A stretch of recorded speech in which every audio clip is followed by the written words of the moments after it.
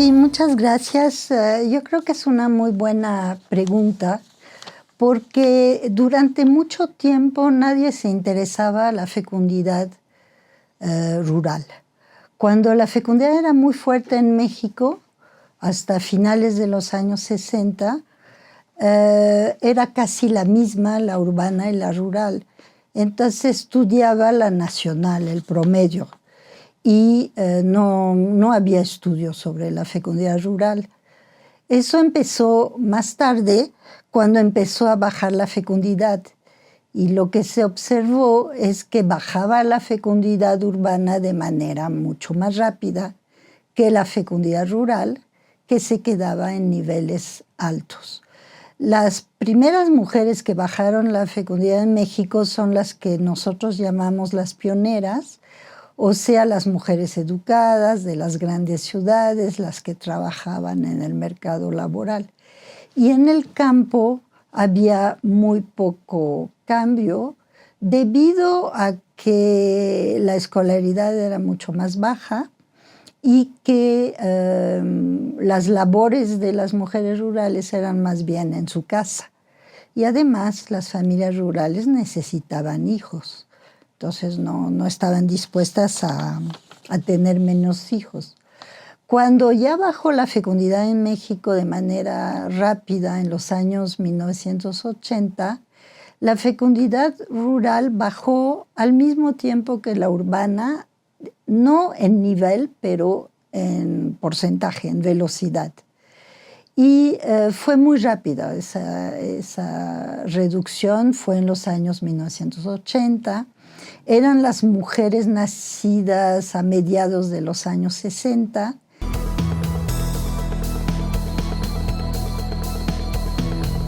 Sí, es necesario separar la fecundidad rural de la fecundidad urbana, pero hay que ver qué se mide con rural, porque generalmente se mide por el tamaño de la localidad de residencia. El censo dice 2.500 habitantes. Yo en mis trabajos más bien le pongo 10.000 o 15.000 o 20.000 y más, porque hay muchos ranchitos, localidades pequeñitas que tienen muy poca población.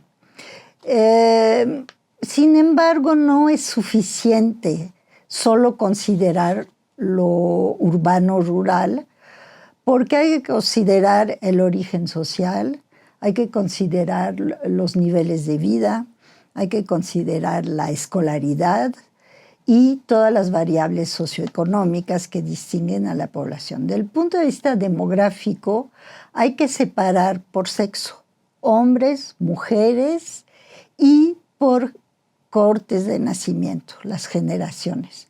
Porque solo cuando está terminado el tamaño de la familia se puede ver cómo fue el nivel de fecundidad. Entonces, las mujeres nacidas en zonas rurales a partir de 1950, eso lo tenemos con la EDER de 1998, empezaron a bajar su fecundidad mucho antes de lo que se pensaba. Y la bajaron muy rápido, pero como en las zonas urbanas, lo que se redujo es la fecundidad después de cierto número de hijos. Después de 4 o 5 hijos ya no nació el sexto, el séptimo, el octavo. O sea que las mujeres ya tenían 30 años. Si nacieron en los 50 y ya tenían 30 años, estamos hablando de finales de los años 80. Y ya ahí sí bajó.